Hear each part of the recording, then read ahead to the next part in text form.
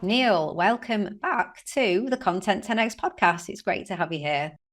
Thanks for having me, Amy. It's really an honor to be on a second time. A second time, I know. And the last time we were talking on the podcast, we were talking all about the age of influence, and it was around about the time that your book came out. And now you have another book, which is super exciting, Digital Thread. So I'm so excited to talk to you about that. I've been very privileged to be able to read the book before it hit the bookshelves and Amazon and all of that, and I really enjoyed it. So I'm looking forward to sharing more on that. So, really important question: why a new book, and why now? Yeah, so as someone who is an author, speaker, consultant, and Amy, I think you're also agency owner, which I'm not. But a book at the end of the day is the best sort of PR that you can do. It keeps your name out there. It's a big business card. And for me, I really developed my career. It began with a book back in 2009 on LinkedIn, which propelled me to speaking and consulting. So, this is now actually, it's my sixth book. I actually published another book on LinkedIn this week, but we'll talk about that later. I didn't really publicize that, but for me, it was really creating just a new platform.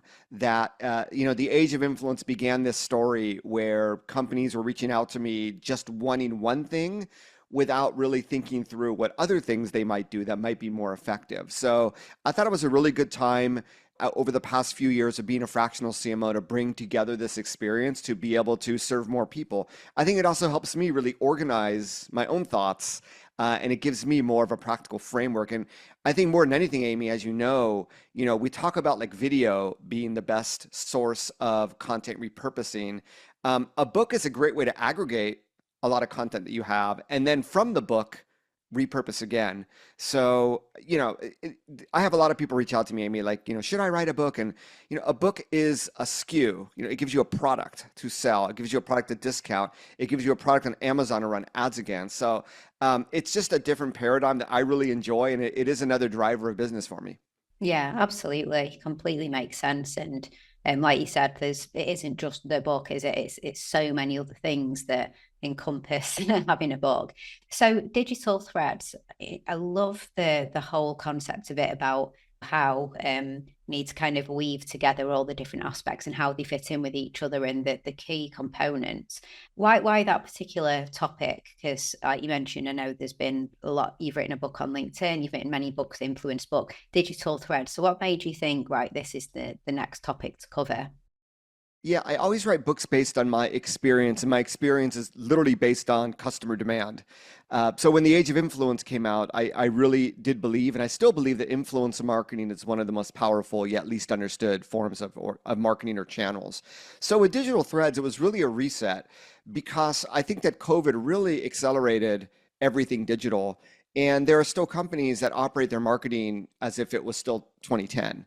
So for me, it was really, hey, looking at what savvy companies are doing, there's a playbook, and there's a playbook that if you follow the advice, you can basically implement, sort of big brand strategies at a small business budget. And I really do believe that. So I thought that would be a great way to, like I said, I think it's missing in the market. Digital marketing is something we've been talking about for 2 decades, and then social media came along, and that was really cool, and people stopped talking about digital marketing. And I think things like SEO and email marketing have gotten sort of passe, but I wanted to breathe new life into them and make people understand their importance when put together with social media. So a lot of talk about digital, but social is usually an afterthought, where I think it is a must-have. And no one was really putting all this together into something, consumable and playbook-like. So I thought that there was an opportunity to really contribute as an author and as a speaker consultant. You want to contribute new ideas, right? And bring our understanding forward. And I thought it would be a great opportunity. So, and I still do. I still think that a lot of companies really focus on one side of marketing, and they don't see the whole picture. And I wanted to really provide that whole picture through the book. And I was looking for an analogy. What am I going to call this book, right? Like digital marketing, or and it was I work with a developmental editor in Berlin, and it was actually spending the day walking around the old Berlin Wall area where it still existed, where it just hit me, right? It just that inspiration where you never know what's going to hit you. And the more I thought about it, the more I realized that really brought together. And it's funny because I wrote the book, and it's like, I didn't really define what digital threads is. I better talk about it in the conclusion. So, uh, but hopefully, when people read it and you yourself as well, I mean, you understand that it's not one thing; it's a culmination of things. And the more of these things that you do in the right order, the more effective your marketing will be. Yeah, absolutely. And I like what you said about how, you saw that opportunity to bring everything together because, I don't in any way profess to know everything about digital marketing at all. But, as someone like quite familiar with the world and everything, I was just really appreciative of you were just kind of like reminding me of really key things and bringing me back to just focus on what are the reasons that we do things and not just the holistic view of where it actually does all fit in and I remember having read the book doing a bit of a meeting with my team where I was just saying to them how everything fits together and let's just remember this in the part that we play in our client's journey and what we do for ourselves. So it really does help you see how everything fits together. And I guess like a key message in the book is the SES, the SES, the SES framework: search, email, social media marketing. You really shine a light on that and the role that they play and how they interact with each other. And I wondered if it'd be okay for us to kind of break that down in terms of maybe starting at the start. So the concept of the framework, and then maybe if we start with search, just in terms of what the key things are that are really important within that area. Yeah, so I always look for really, really dumbed down, easy to understand frameworks, right? And I begin the book talking about like the six channels, the six containers of digital marketing. And that is basically you have an app or a website. There's and all these have like organic and paid. So you have SEO, organic and obviously pay per click. You have email marketing. You have content marketing, which sort of serves all the other containers. You have social media marketing, then you have influencer marketing. And I wanted to dumb that down even more to its core essence. And that's when I came up with what I call the SES framework, because I believe, first of all, everything that you do in digital, should fit in one of those containers. So then I created a concept or a framework called the funnel of digital relationships. And I still lean heavily into the funnel analogy because I think it is a very, very convenient way to understand that, hey, people start out not knowing anything about your business. And at the end, hopefully they have interest in you, they convert, and they become your advocate. So in that scenario, I realized that I could further dumb down those six containers into three. So you begin at the top of the funnel. You need to be discovered. How do you become discovered today? You don't get discovered through email, although it's possible, but it's primarily either through search or increasingly social media, right? So we begin to see that, okay, we need to have search. We need to become discovered because search engines are still an important place, but social media is becoming a more important place where people get discovered. Then when we bring it one step further, how do we get people to get to know more about us? That's where we get to email. And that's where you get people to your website, you get people to your social media profile, but you're still relying on algorithms. And you need to, solidify those relationships and confirm their interest. And obviously that's done through email. That's really where it shines. And then as we get further down, well, how do we, further educate, potential customers in order to get them to become customers? Well, that's where you obviously have email, but you also have social media as well, continuing to feed them information at every stage of the customer journey. And then when you get to advocacy, it really does rely on social media. So you begin to see that search still has a play, and we can talk about generative AI, and that's probably a topic for an entirely different episode. But search, does has its role. Social, email obviously has a role, and then social really fits at every stage of the funnel. So social is one of those things where, Neal, what's the ROI of social media? But you can't ignore the fact that this is the place where people spend their most time online. How you generate ROI from that is another topic, and I talk about that in the book. But really, when you dumb it down, it comes to search, email, social. And I do believe in the way I structured the entire book is it's in different parts, and every part begins with search, email, social. And it's this process, a growing process that, you take one step before you take the next step, and then everything becomes more effective over time. So, when you were asking about the search aspect, I begin the search aspect with, if you want to become discoverable in search engines, you need content, right? So I came up with this content of library of content. And even with, generative AI search, and we have people like Neil Patel saying, SEO is like search everywhere, right? Search everywhere optimization. And regardless, you still need to have core content. And I will say, Amy, and I know I'm preaching to the choir here and all of our listeners, that core content is also your library of content, not just for search engines, but also for content repurposing. And that's why, even if, I'm one of the sites, a lot of individual bloggers like myself got hit by Google's recent updates over the last 12 months. I have not stopped blogging. It's for me, it's also the content repurposing, also R&D. What are other people talking about online? What are other people searching? What do I need to serve? So in many ways, yes, the library of content is to become discoverable.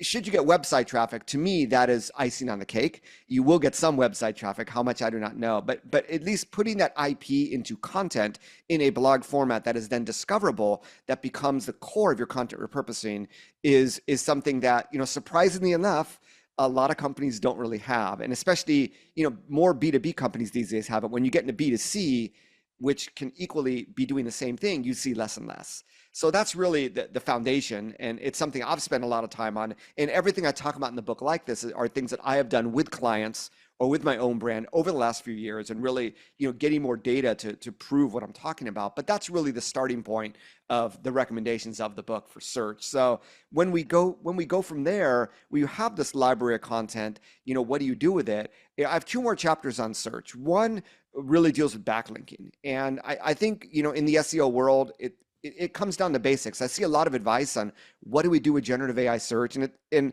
the advice that they're giving is sort of the same basic SEO advice that we've been talking about for a decade, right?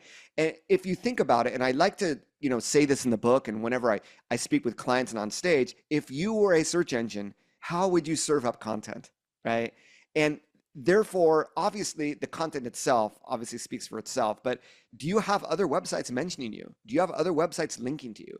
And that's where I talk about backlinking. And backlinking really, this is not some black hat thing. To me, it's really influencer marketing for SEO. It's developing relationships, and it's really giving the content that you already have more visibility, not just on the internet wherever you appear, but also with search engines. And then finally, I end. And every one of the SES has three different components to it. I end with, well, now you have a library of content. Now you have backlinks and relationships with other websites. You're getting your content out there across the web, and search engines are recognizing that. What to next? That's where I talk about content repurposing. And that's where, and this is before people were talking like search everywhere optimization, but the fact of the matter is you have this goldmine of content that you can really use across all of your platforms now. And that blog content, like content marketing in general, serves all those other containers. So that's where I go. And, with SEO, you can really get lost in the weeds. I take a very holistic approach. There's obviously a technical SEO aspect, but at the end of the day, SEO is about the user experience. Part of that's content, part of that's performance, what have you. But, Google is really, I think we all know, they're really leaning into that. How useful, how helpful is your content? How much personal experience, how much expertise are you showing? So that's really my focus on the SEO, is really on the content.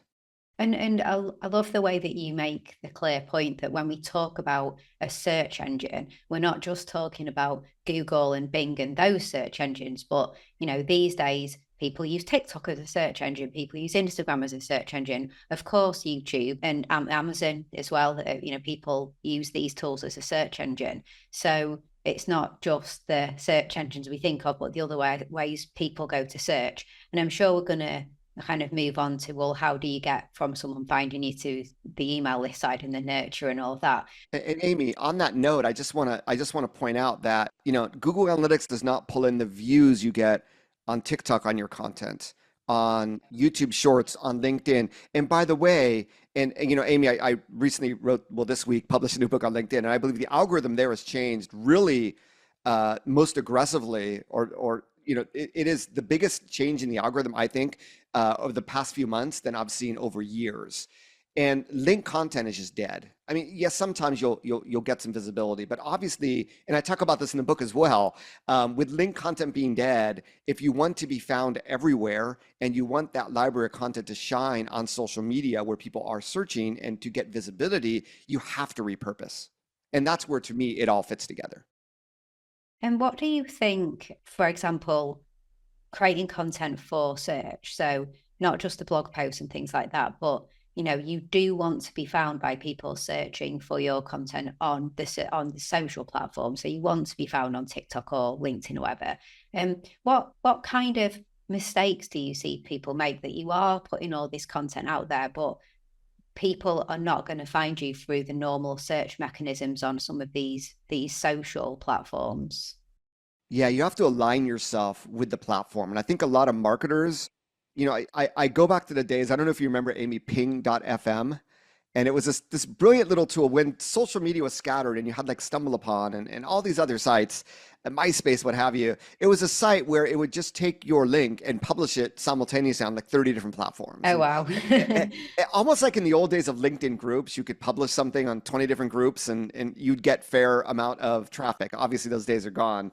But it's really that each one of these networks is really different. And if you were to publish the same short form video on TikTok, Instagram, YouTube Shorts, you begin to realize the differences in not just the algorithms, but the audience. So in the book, I talk about this concept of reconnaissance. It's something that YouTube expert Daryl Eves, YouTube Formula, great book, but he talks about this in detail, really creating a dummy account to better understand your target audience and what content they are consuming. I just find too many marketers don't spend enough time.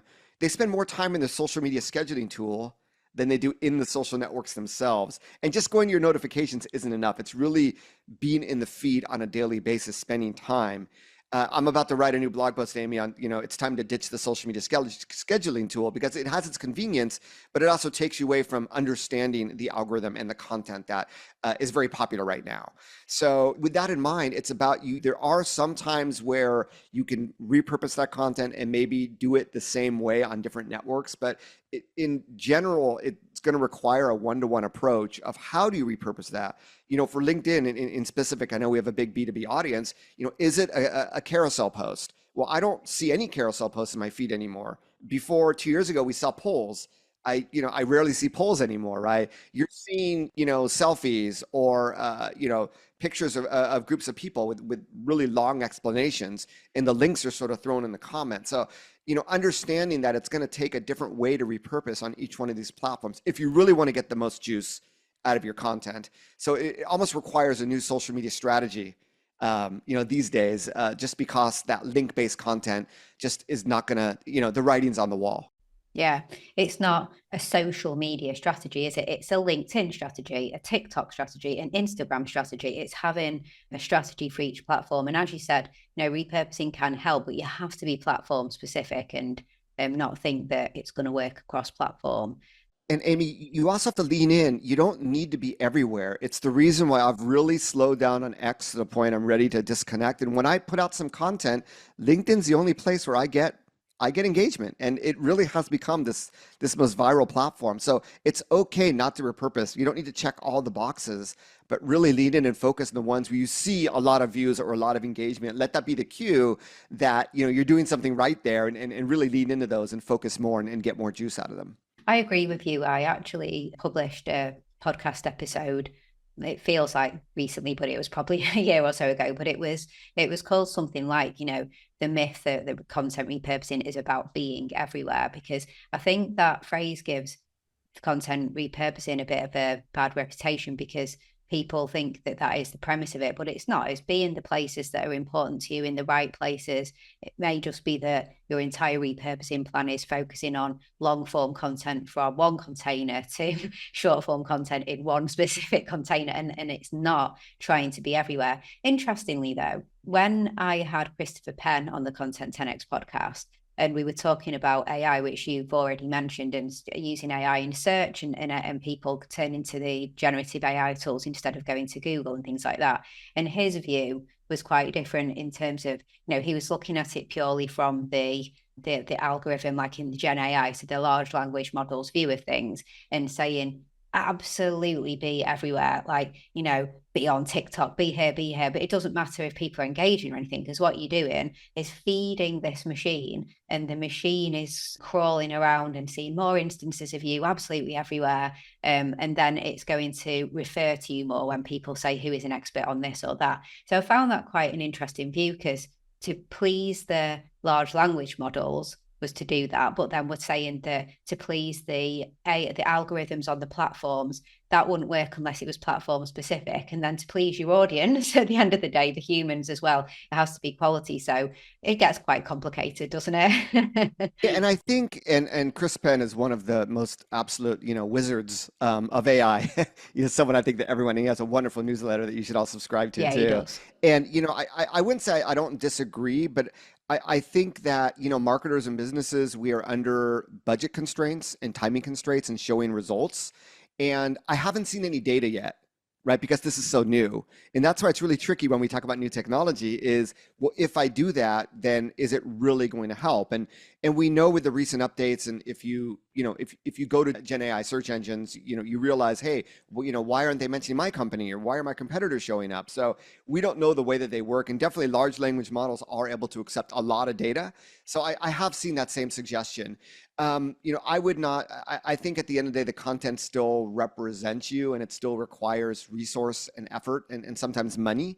So I'm not saying he's recommending a spray and pray approach, but I would still be a little bit more diligent. Who knows? We don't know what history will tell us a year from now. We'll have more visibility, but Yeah. yeah, that's my take, at least for now. Yeah.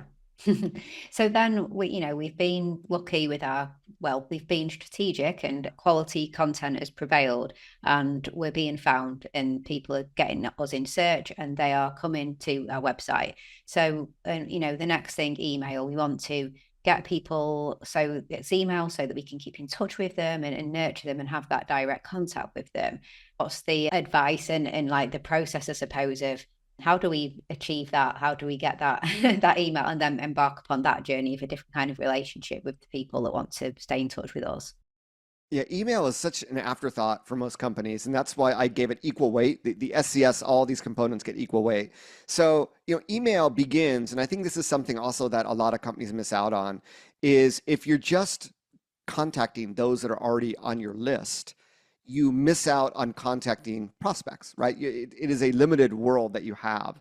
So I really begin with growing your list through lead magnets. And lead magnet, sign up for a 10% off coupon. That is a lead magnet. Give us a sign up for a 1 week free trial. That is a lead magnet. So it's really this concept of having lead magnets and investing in maybe multiple lead magnets so that you have, you get people coming to your website from search engines, from word of mouth, from social media, and 99.9% will not convert. Well, how do we nurture that relationship? The only way to do that is through email, and the only way is to give a gift, right? Give them something of value so that they will want to keep in touch. And maybe they'll immediately unsubscribe, but most will hang on until they have a reason to unsubscribe or they make the purchase. So that's really where I start.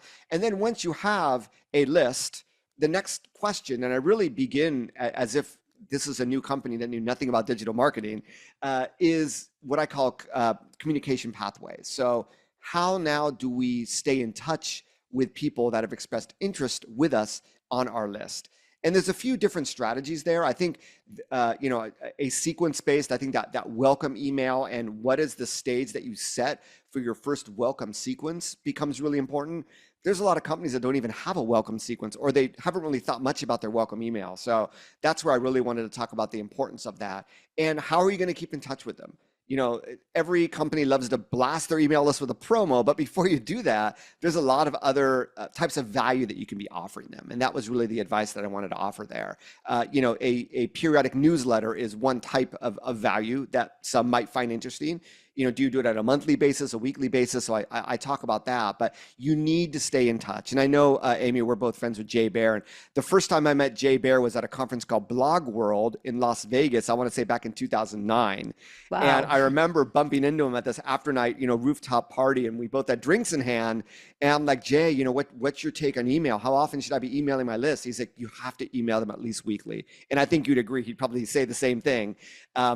There's some who say daily, but I do think you need to have a cadence. But in order to have a cadence, you need to have something to say.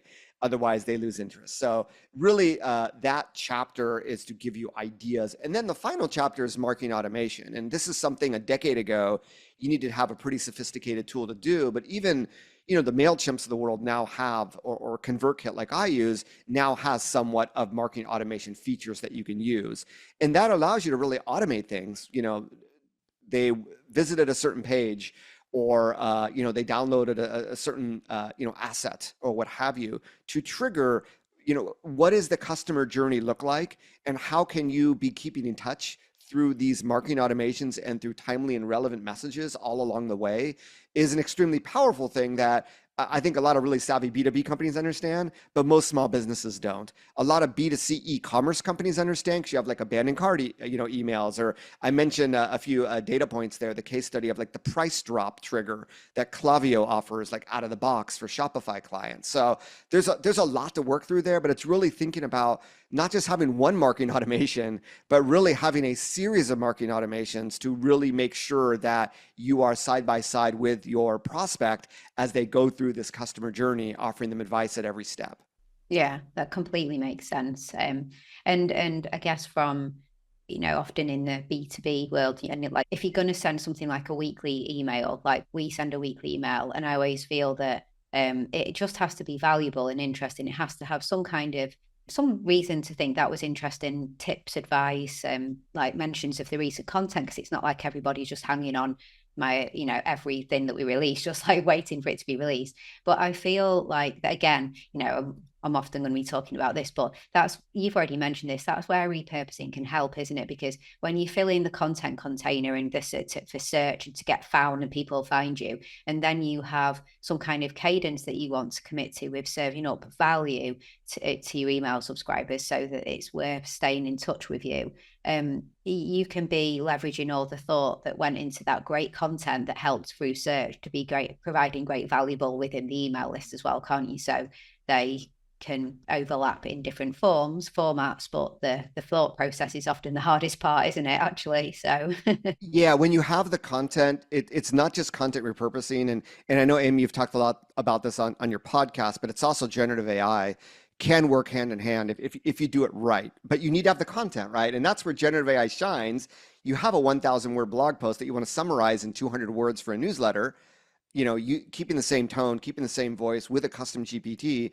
That is, I don't know what life in marketing would be like without AI already, and ChatGPT hasn't even been around for 2 years. So obviously that makes it easier for us to stay in touch, so long as we're adding that human element in the final output, and that's the key. yeah, yeah. It's funny you should say that, because I had a good buddy of mine, Ian Anderson Gray, on the podcast, and he Great said guy. that he's really into Gen AI at the moment. He's running an event about Gen AI in the next month.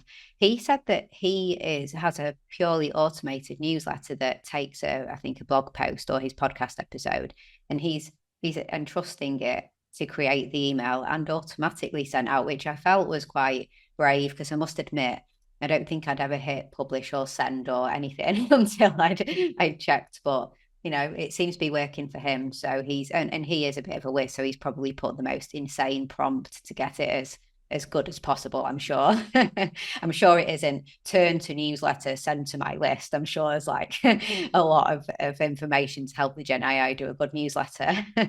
Yeah, and I talk about it in the book as well. I have this dedicated chapter. I really, take this holistic perspective of where you might want to think about using Gen AI in your content creation workflow. But, at the end of the day, there are tools out there that will automate the newsletter, that'll automate this or that. But at the end of the day, you need to make the final call. Does this make sense for my brand? Does this make sense for my target audience? If it is a highly technical thing, then whether it's AI or human, it may not make that much of a difference. For instance, like technical documentation, right? So, but these are things that we all need to consider. We all need to have our own like generative AI filter, as businesses, to understand how much we want to use. And maybe people that subscribe to Ian Anderson Gray because all he talks about is generative AI, they just assume it's AI generated. But if it gets them the information they want, then they're cool with that. So, but that's maybe his audience. That may not be our audience. And this is, the more AI we have, the more human and holistic and critical thinking skills we need to employ to best understand when, where, how to use it. Exactly. Yeah, it's different. He's trying to educate on AI. So, it's an AI interested audience following quirks of AI, whereas it'd be quite unusual for, for me to do something like that. So it makes sense. I'm conscious that we are running out of time. The last container, well, we've talked about it because of its role in search as well. But, social media, and you've mentioned earlier about the collaborative, like influencer side of social media as well. But no, that's clearly, they're all equal weight, you said. So social media, it's super important, isn't it? And has a huge role to play in the threads, the digital threads. It's the one, part of the framework where companies usually overinvest time and resources, which is why the second S of SES is social. Obviously, it's important, right? But I think that the way that companies think about social is either we're going to create a lot of content, or we're going to do a lot of ad spend. And obviously, paid social can be effective, but paid social is only effective when you already, if it's a purely cold audience, it's going to be expensive. Having a warm audience is going to make it more effective. And having a warm audience means building up an organic following, right?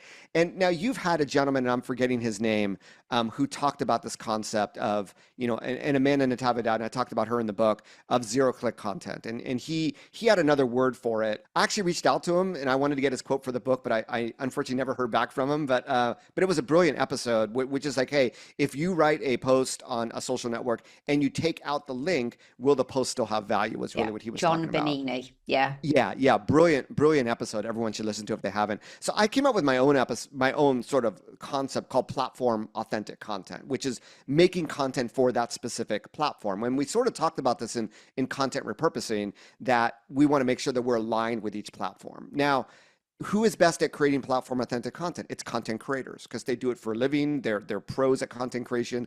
They know content that will engage with an audience.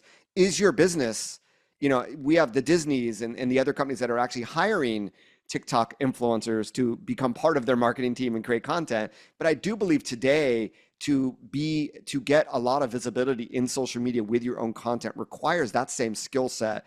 And once again, this is for small businesses and entrepreneurs. There are some brilliant entrepreneurs who are brilliant writers that do really well on a platform like LinkedIn, but there's also 99% of people that are like, well, what do I write about? Maybe I'll just drop a link. And I think that approach, and I give the data from my own website, just doesn't work anymore. So platform authentic content is really making content for the platform, and really with this link in bio approach.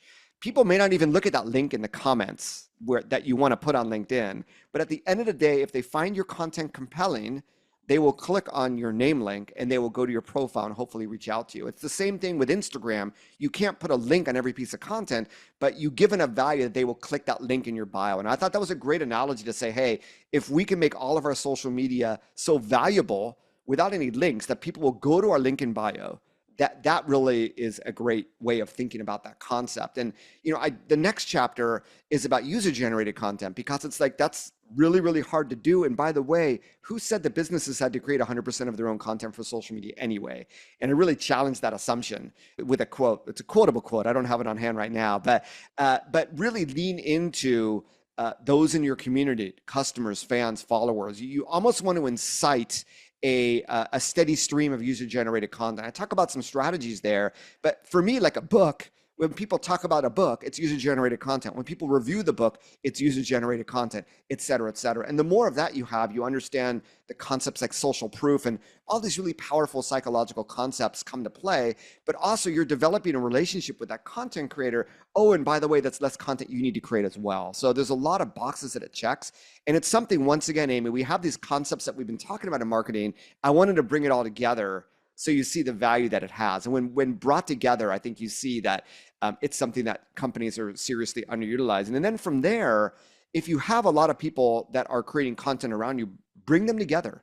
Now, I talk about the concept brand ambassador, which, not just B2C, but B2B companies have as well, like the Microsoft MVP program, and we can go on and on. But it's really bringing those content creators together into some sort of program where you reward them. You thank them, but you can also offer them, if you have an employee advocacy program, you can bring them together. You can offer them training, right? You can give them access to content, to tools, what have you. And that's really the approach that I think every company should have their fans in social media, but they should have them organized into that sort of a program, and they can activate that program. It's not a campaign-based approach. It is evergreen. It is a daily approach. And I talk about that. I'm a proud member of the Adobe Express Ambassador community, and I give that case study in the book. I got approval from Adobe. It's never really been publicized, and it is just a great case study. But even if you're a small business, I think you can achieve the same. And then I said that SCS, I give each channel equal weight. Well, in the last part, I did give social one more, which is working with external influencers. And this is a term I actually learned from Tim Williams over at Analytica there in London, because they deal only with B2B influencers. They talk about internal influencers like subject matter experts and customers. Well, I guess customers are sort of internal. The external ones are the ones that, are the speakers, the people that have no relation, no brand affinity, but that you want to tap into. And really you want to convert these people into becoming advocates and part of your brand ambassador team. So that's where, I don't spend more than one chapter talking about social media marketing strategy in terms of your own content, your own media is really more about the blog piece. But really, are you prepared if you really want to get the maximum ROI from social media? It's retooling your wiring in your brain, that it's not about the content that you create, it's about the relationships that you create. It's about a word of mouth that you incite. And it really comes down to that user generated content and having people that you can rely on a regular basis in that brand ambassador team.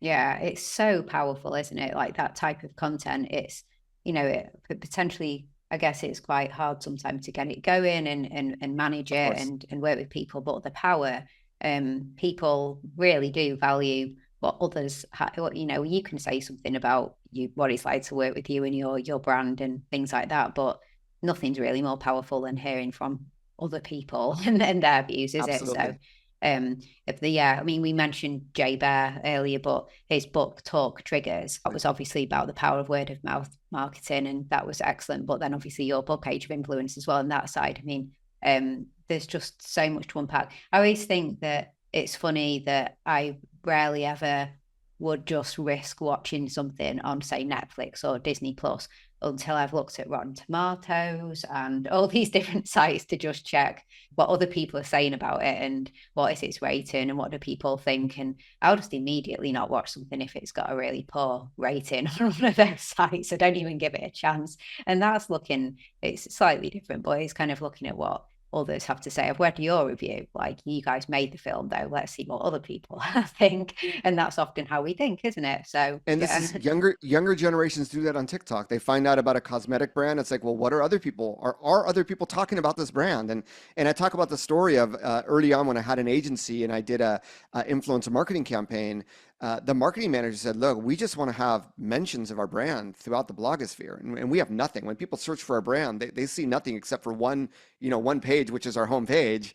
How do we get other people talking about us in search? So it was a very, reaching out to mommy bloggers, what have you. But it really is the same concept. And now it is, with the algorithms being so hard to crack, because there's so many good content creators out there, and the emphasis on photo and video, which have always been hard for businesses to really publish and create in an authentic way, in a human way. I think that these concepts are more powerful than ever for companies to follow. I do completely. And everybody should therefore get a copy of your book because you really do explain these concepts. Awesome. It's looking good. Well, we'll have to, we could talk. I feel like there were we could do a 10-part series with so many different angles that I'm like, I'd love to go deep on this and this and this, but we have other things to do with our day and then we have to finish, don't we? But it's been absolutely awesome talking to you about this, and I just love your take on all of this. Great book, everyone should check it out. But thanks for just sharing so much value in this episode, as always. Just a pleasure to speak to. Neal, what would you like the next step to be for somebody listening to this? I'm sure I can imagine what you'd like people to do. Go grab a copy of the book. Yeah, I mean, if you go, I'm Neal Schaffer, NealSchaffer, everywhere on social. My website's nealschaffer.com. I do have a free preview of the book on my website. If you were curious, you could download that. There's literally in the menu, there is a digital threads item now that you can click on Awesome. and find that. I did a Kickstarter, and before the Kickstarter, I reached out to people like yourself, Amy, for your opinions and your advice. By the time this episode is published, you'll be able to find it anywhere. Yeah, it will be. Anywhere books are sold. Awesome. Well, if you're listening to this in any of the main apps, and you can just click on the show more notes and you will see links to everything. So go click that link right now before you move on with whatever else you're doing in the day, and go check that out. So yeah, Neal, it's always great to speak. We always have really good conversations, and I'm sure if you're willing, it won't be long before I'll invite you back again onto the podcast to talk more about some of this. But yeah, for now, thank you so much for coming on to the Content 10X podcast. Well, thank you, Amy.